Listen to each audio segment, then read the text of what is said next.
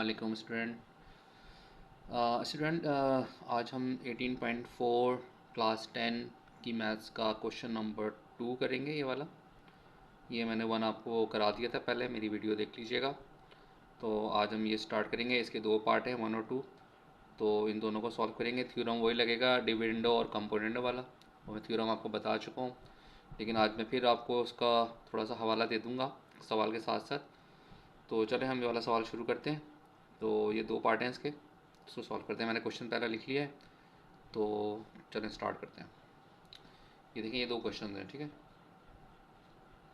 ये 1 क्वेश्चन है और ये 2 है, इसके पार्ट हैं। क्वेश्चन में ये कह रहे हैं सवाल में कि प्रूव करना है आपको कि ए रेशो बी बराबर है सी रेशो डी के। यानी इन दोनों जो पार्ट्स में से आपको ये बात प्रूव करनी है कि ए रेशो बी और बराबर होगा सी रेशो डी के। यानी कि इन दोनों के जो जवाब आएंगे वो ये आने चाहिए, ठीक है। तो अब हम इसमें जब थ्योरम अप्लाई करेंगे तो फिर देखते हैं जवाब क्या आता है। तो चलें स्टार्ट करते हैं। पहले मैं क्वेश्चन 1 करता हूँ सॉल्व, या नीचे कर लेते हैं सॉल्व 1, ठीक है। तो 1 क्वेश्चन आपका दिया हुआ है, इन्होंने A square minus B square ratio A square plus B square is equal to A C minus B D और ratio A C plus B D, ठीक है। तो इसको पहले हम क्या करेंगे, इसको फ्रैक्शन में चेंज कर लेते हैं। A square minus B square upon A square plus B square लिख लेते हैं। यानी इनको दोनों को अपॉन में लिख लें। इसका मतलब आप डिवाइड कर दें, इसको रेशो का मतलब डिवाइड हो गया, सही है। फिर इजिकल टू डालें ए C minus B D upon ए सी प्लस बी डी हो गया। इन दोनों को भी आपने फ्रैक्शन में कर लेना है, ठीक है। ये तो हो गया पहला स्टेप। अब आप अप्लाई करेंगे फार्मूला डिविडेंडो और कंपोनेंटो का।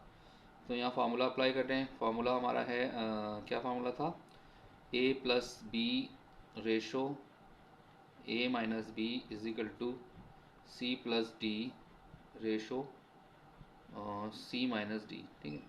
ये हमारा थ्योरम है, पहला थ्योरम है कंपोनेंटों का और डिविडेंडो का।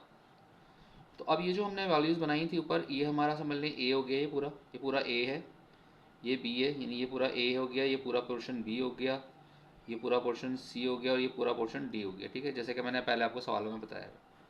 अब इसको हम इस फॉर्मूले में अप्लाई कर देते हैं, ठीक है। क्या है, पहले ए प्लस बी, तो इस फॉर्मूले को भी हम जो है वो ऐसे ही लिख लेते हैं फ्रैक्शन में,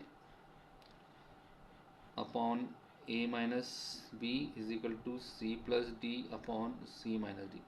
यानी इसको फार्मूले को हमने फ्रैक्शन में कर लिया। अब इस फार्मूले के अंदर जो कि फ्रैक्शन में हमने कर लिया है, ये वैल्यू पुटअप कर देंगे। ए की जगह ए लगा देंगे, बी की जगह बी, सी की जगह सी और डी की जगह डी। तो ए की जगह ए लगा दें, ए की वैल्यू है ए स्क्वायर माइनस बी स्क्वायर, ठीक है। फिर प्लस बी की जगह बी लगा दें, बी की वैल्यू है ए स्क्वायर और प्लस बी स्क्वायर, ये बी हो गया। फिर अपॉन आ गया, फिर ए की जगह ए की वैल्यू लगा दें, ए की वैल्यू हो गया ए स्क्वायर माइनस बी स्क्वायर। फिर आपका आ गया माइनस, और बी की जगह बी की वैल्यू, जब बी की वैल्यू लगाएं तो आप उसको ब्रैकेट में लिख लीजिएगा, यानी कि ए स्क्वायर प्लस बी स्क्वायर लिख लें इसमें इस तरह। ये वाली वैल्यू पुटअप हो गई। अब सी की जगह सी की वैल्यू लगा लें, सी की वैल्यू है ए C minus B D upon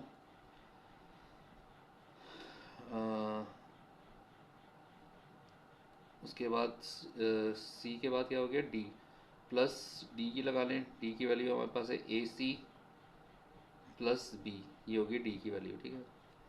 दोनों वैल्यू लगा ली। फिर उसके बाद हमने लिखना है सी की वैल्यू लगानी है, सी की वैल्यू फिर लिख लें ए सी माइनस बी डी और माइनस डी की वैल्यू लगाएं। जब जी की वैल्यू लगाएं तो आप ब्रैकेट में कर दीजिएगा उसको, क्योंकि ये साइन मल्टीप्लाई होगा बाद में। ये आ गई आपकी इसकी डी की वैल्यू, ठीक है। अब इसको सॉल्व करते हैं, देखें क्या बनता है। यहाँ पे देखें ये बी और बी कैंसिल हो जाएगा, ठीक है। तो ऊपर रह गया आपका 2a स्क्वायर, ऊपर 2a स्क्वायर रह गया। नीचे आ जाएं, नीचे हमारा A square minus B square minus A square और माइनस बी स्क्वायर बनता है, ये साइन मल्टीप्लाई होने के बाद। उसके बाद यहाँ पे देखें, यहाँ पे कैंसिल हो जाएगा आपका ये बी डी भी है, सॉरी मैं भूल जाता हूँ, यहाँ पे ये बी डी भी है, ये बी डी है, तो बी डी भी लगा दें यहाँ पे। ये बी डी कैंसिल हो जाएगा, तो ए सी और ए सी प्लस होके हो गया 2AC, और यहाँ हो गया ए सी माइनस बी डी और माइनस ए सी माइनस बी डी। ठीक है, यहाँ पे भी डी था, तो ये बन गई फाइनल वैल्यू। उसके बाद आगे आगे आगे चलें आप, तो 2A² ऊपर ऐसे आ गया। यहाँ पे देखें ए स्क्वायर से कैंसिल हो गया, माइनस 2B² बन गया, ये माइनस और माइनस, ठीक है, दोनों माइनस होने के बाद माइनस हो गए, और 1/2B² हो गया। इसी तरह यहाँ पे देख लें 2AC ऊपर आ गया, नीचे आ जाएगा आपका AC कैंसिल हो गया, AC से ये -2BD हो जाएगा। ठीक है, अब आपने क्या करना है, देखें ऊपर नीचे से कौन सी चीज़ें कैंसिल हो रही हैं। ऊपर नीचे से कैंसिल हो रही है जनाब आपकी, तो 2 कैंसिल हो गया ये, और यहाँ पे भी ये 2 कैंसिल हो गया, और तो फाइनल हमारा आंसर आ गया यहाँ पे A²/B², और यहाँ आ गया AC/BD। ठीक है, माइनस का। अच्छा, अब इसको क्रॉस मल्टीप्लाई कर लें। यहाँ पे क्रॉस मल्टीप्लाई करने के बाद ये बन जाएगा A² upon AC is equal to -B² upon BD। ठीक है, यानी इसका मैंने इसका क्रॉस मल्टीप्लाई कर लिया, इसको उधर ले गए और इसको इधर ले गए, यानी ये उधर चला गया और ये उधर चला गया, क्रॉस मल्टीप्लाई कर रहा है।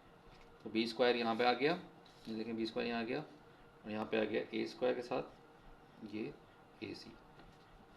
AC जो था ना, ये वाला AC, ये इसके नीचे आ जाएगा और ये इसके ऊपर चला जाएगा, यानी इन दोनों की प्लेस चेंज हो जाएगी बस। ठीक है, उसके बाद A से A कैंसिल कर दें, तो बचा ऊपर A और नीचे बच गया C, और यहाँ बच गया माइनस से माइनस कैंसिल हो गया, B से B कैंसिल हो गया, तो ऊपर बच गया B और नीचे बच गया D। ठीक है, तो यहाँ पे आ गया रेशो हमारा बन जाता है। अच्छा, अब यहाँ पे फिर आप दोबारा क्रॉस मल्टीप्लाई करें, तो इन दोनों के प्लेस चेंज करें, तो ये अपॉन B हो जाएगा और C अपॉन D हो जाएगा। ठीक है स्टूडेंट, इन दोनों को दोबारा क्रॉस मल्टीप्लाई कर लें।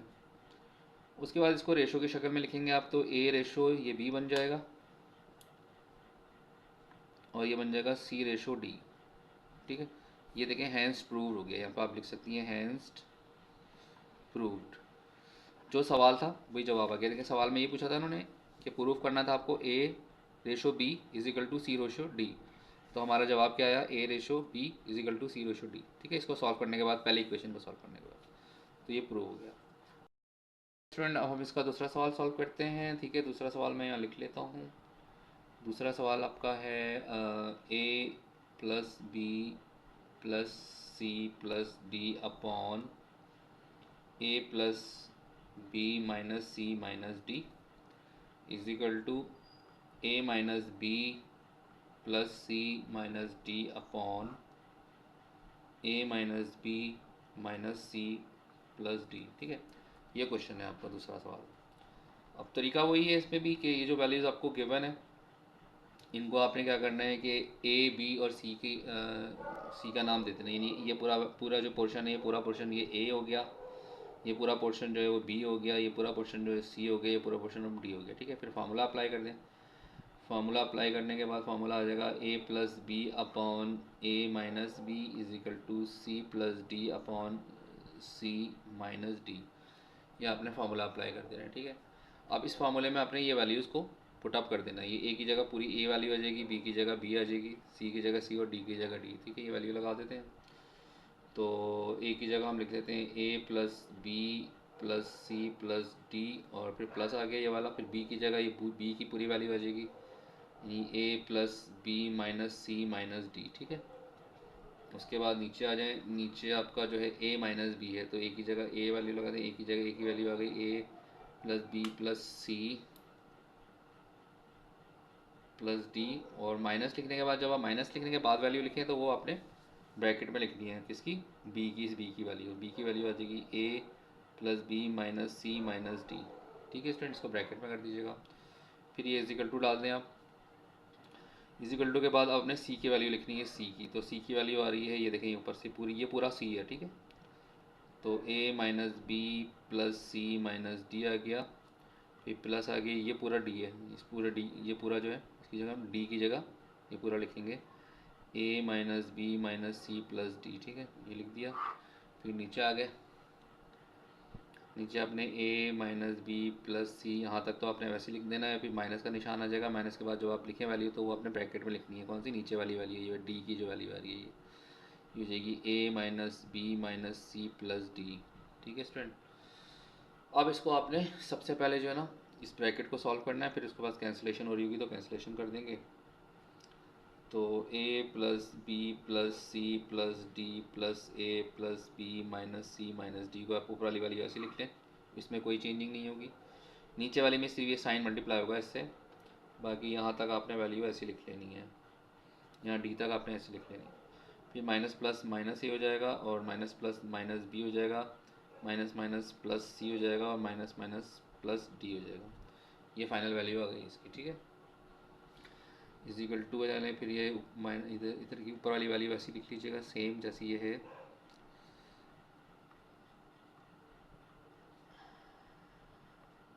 ये आ गई, नीचे आपने सिर्फ यहाँ तक पूरी वैल्यू ऐसे लिख के ये वाला साइन मल्टीप्लाई कर देना है, ए माइनस बी प्लस सी माइनस डी माइनस ए प्लस बी प्लस सी और माइनस डी, ये आपका दूसरी वाली वैल्यू होगी, ठीक है। अब देखें कौन सी वैल्यू कैंसिलेशन हो रही है, तो हमारी ऊपर से जो कैंसिल हो जाएगी, ऊपर हमारा कैंसिल हो जाएगा सी और डी, ठीक है, ये सी से सी कैंसिल हो गया और डी से डी कैंसिल हो गया, डी से ये डी कैंसिल हो गया, बाकी ऊपर हमारा बच गया 2a प्लस 2b। अब नीचे आ जाए, नीचे हमारी कैंसिलेशन क्या हो रही है, नीचे हमारी कैंसिलेशन हो रही है, ए कैंसिल हो रहा है और बी कैंसिल हो रहा है, यानी ए जो है ये ए से कैंसिल हो गया और बी जो है वो बी से कैंसिल हो गया, तो सी प्लस डी आ रही है, तो 2c और 2d आ जाएगा, ठीक है। ये हमारी इस साइड पे आ गए। इधर आ जाए, इधर कौन सी कैंसिलेशन हो रही है, इधर इधर जो है आपका सी और डी कैंसिल हो रहा है, देखें ये सी कैंसिल हो गया और ये डी कैंसिल हो गया, ठीक है, बाकी बच गया ए और बी, तो 2a माइनस 2b बच गया। नीचे क्या कैंसिलेशन हो रही है, नीचे हमारा कैंसिल हो रहा है, ए कैंसिल हो रहा है और बी कैंसिल हो रहा है, ए कैंसिल हो गया ए से और बी कैंसिल हो गया इस बी से, और नीचे बच रहा है हमारा 2c माइनस 2d, ठीक है स्टूडेंट, ये हमारी फाइनल वैल्यू हो गई। अब जब यहाँ पहुँचेंगे आप तो इसको हम कॉमन लेके इसको सॉल्व कर सकते हैं, लेकिन हमारा आंसर जो हमें आंसर जो लेकर आना है वो लेकर आना है जो इक्वेशन शुरू में दी हुई है उन्होंने, ये वाली लेकर आनी है हमें आंसर, ए रेशो बी और सी रेशो डी, तो वो नहीं आ पाएगा, ठीक है। इसलिए हमें क्या करना होगा, यहाँ पे हम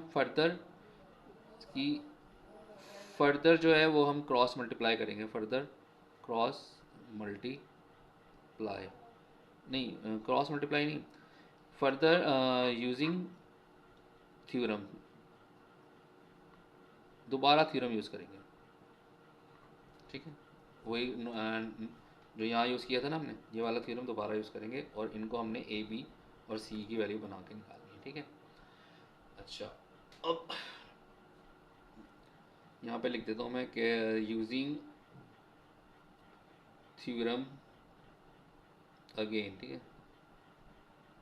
थ्योरम लिख लेते हैं, A plus B upon A minus B is equal to C plus D upon C minus D, ठीक है, थ्योरम लिख लिया हमने। अब इस थ्योरम में आपको वैल्यू लगा देनी है, ठीक है। चलो, ये जो वैल्यू बनी थी ये पूरी ए है, ये ए की वैल्यू है, ये बी है पूरा, और ये पूरा सी है और ये पूरा डी है, तो ए प्लस बी लगाते हैं पहले हम, तो ए प्लस बी लगाते हैं, तो ए प्लस बी ये हो गया,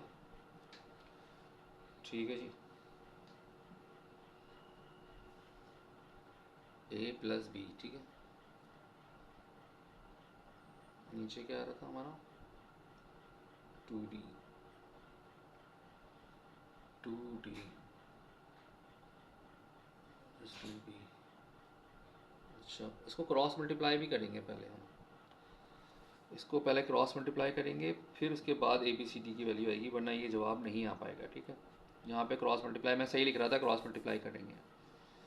तो चलें पहले क्रॉस मल्टीप्लाई कर लेते हैं, इसको काटें अभी, इन दोनों को क्रॉस मल्टीप्लाई करते हैं।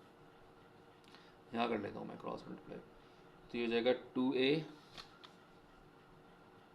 Plus 2b upon 2a minus 2b is equal to 2c plus 2d upon 2c minus 2d।